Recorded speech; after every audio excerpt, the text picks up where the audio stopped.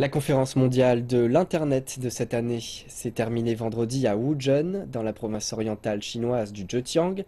Nous allons découvrir tout de suite les avancées majeures présentées lors de cette conférence. Le plus gros événement annuel chinois ayant trait à Internet s'est clôturé vendredi à Wuzhen. Lei Jun, le fondateur et président de Xiaomi, qui participait à sa troisième conférence, a déclaré qu'elle avait été un grand succès. Xiaomi est l'une des marques leaders de la téléphonie mobile en Chine. L'année dernière, elle a vendu plus de 70 millions d'appareils mobiles au niveau mondial. Après des discussions approfondies au cours des 3 derniers jours, je pense que vous êtes tous arrivés à de nombreuses conclusions intéressantes. Voici mon point de vue. Concernant l'innovation, la Chine est le pays le plus peuplé au monde et possède la plus grande présence mondiale sur Internet. Au cours des 2 dernières décennies, nous avons poursuivi l'innovation dans nos modèles commerciaux, les expériences des consommateurs et nous essayons de promouvoir toutes sortes de micro-innovations. Nous avons réalisé des avancées, mais dans la nouvelle phase de développement, les gens se focalisent davantage sur l'innovation locale. Je pense qu'au cours des 10 prochaines années, la Chine présentera de plus en plus d'innovations pour ses technologies locales. Lei Jun a souligné l'importance de l'intelligence artificielle en tant que secteur qui pourrait véritablement exploser au cours des 3 prochaines années.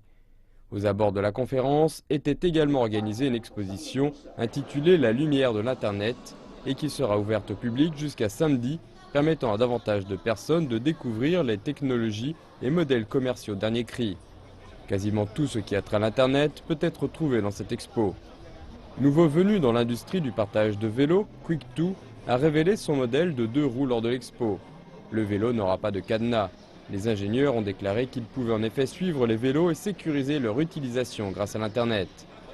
Quick2 est entré sur un marché déjà très compétitif avec 2 acteurs majeurs, Mobike et Ofo, qui sont en proie à une lutte féroce dans les grandes villes.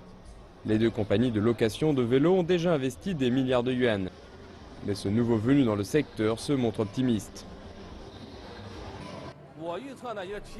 Je prévois que la Chine aura un marché de 100 milliards de yuans pour le partage de vélos en ligne.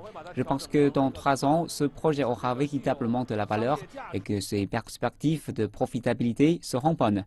L'année prochaine, l'entreprise a déclaré vouloir placer 1 million de vélos dans 10 grandes villes de Chine et utiliser la prochaine génération de systèmes de paiement.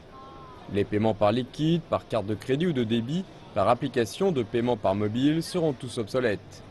Grâce à cet appareil développé par Ant Financial, vous n'avez besoin que de montrer votre visage lorsque vous souhaitez acheter quelque chose. Le système Snare2Pay utilise une technologie de bioreconnaissance qui peut fonctionner avec une grande précision dans la reconnaissance des visages humains. Les paiements par reconnaissance faciale peuvent grandement améliorer la sécurité et la fiabilité de nos activités de paiement. Les technologies numériques telles que la Big Data, l'Internet Plus et la fabrication intelligente changent la manière de faire du commerce. L'intégration des technologies de l'information dans les secteurs traditionnels aide également à la transformation et l'amélioration de la structure de l'économie chinoise.